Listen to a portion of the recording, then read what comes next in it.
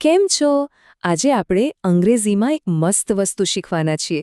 એક કરતાં વધુ વસ્તુઓ વિશે કેવી રીતે વાત કરવી, પછી ભલે તે આપણી પાસે હોય કે આપણાથી દૂર. તો ચાલો આ એકદમ સહેલા અને મજેદાર ટોપિકને સમજીએ. તો ચાલો સીધા એક સવાલ પર આવીએ.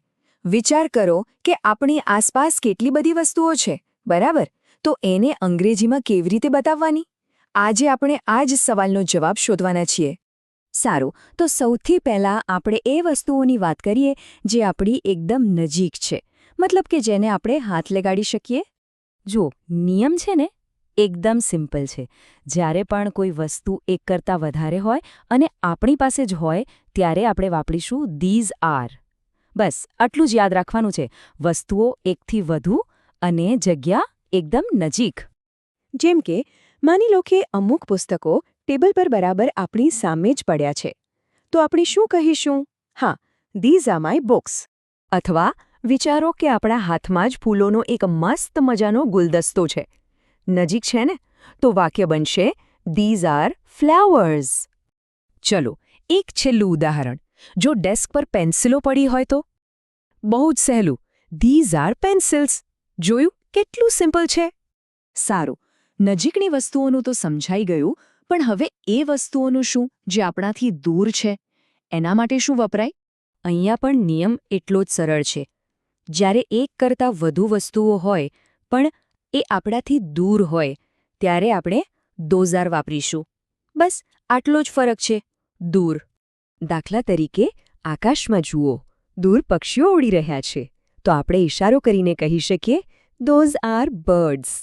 અથવા કલ્પના કરો કે આપણે કોઈ હિલ સ્ટેશન પર છીએ અને દૂર, બહુ દૂર પહાડો દેખાય છે. ત્યારે શું કહેવાય?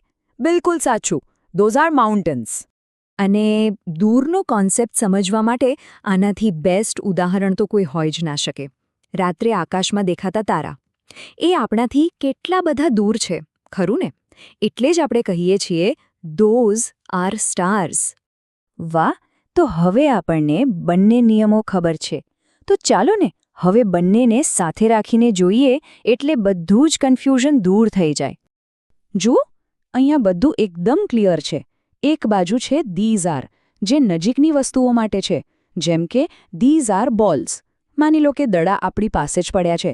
અને બીજી બાજુ ધોઝ આર, જે દૂરની વસ્તુઓ માટે છે, જેમ કે ધોઝ આર ક્લાઉડ્સ, કેમ કે વાદળા તો આકાશમાં દૂર જ હોય ને.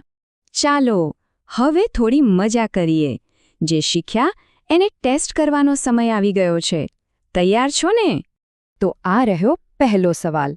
જુઓ, પેલી ગાડીઓ દૂર જઈ રહી છે, તો ખાલી જગ્યામાં શું આવશે? વિચારો વિચારો. એકદમ સાચું. જવાબ છે ધોઝ આર, કેમ કે ગાડીઓ આપણાથી દૂર છે. બહુ સરસ. ચાલો હવે બીજો સવાલ. આ શૂઝ એ તો અહીં જ પડ્યા છે, બિલકુલ નજીક. તો હવે શું આવશે? બરાબર, ધીઝ આર માય શૂઝ. વાહ! આ તો બહુ જલ્દી આવડી ગયું. Great going. અને હવે છેલ્લો સવાલ. પેલી બાજુ ખેતરમાં દૂર ઝાડ દેખાય છે, તો હવે ખાલી જગ્યામાં શું મૂકીશું? અને આ પણ સાચું, ધોઝ આર ટ્રીઝ. જબરદસ્ત. મને લાગે છે કે હવે આ કોન્સેપ્ટ એકદમ પાક્કો થઈ ગયો છે. તો આખરે યાદ શું રાખવાનું છે? બસ બે જ વાત. નજીકની વસ્તુઓ ધીઝ આર અને દૂરની વસ્તુઓ ધોઝ આર. બસ આટલું જ. હવે એક મજાની એક્સરસાઇઝ. આપણી આજુબાજુ નજર ફેરવીએ અને જોઈએ કે કઈ વસ્તુઓ માટે ધીઝ આર વાપરી શકાય અને કઈ વસ્તુઓ માટે ધોઝ આર વાપરી શકાય. જેટલો વધારે ઉપયોગ કરીશું એટલું જ પાક્કું યાદ રહી જશે.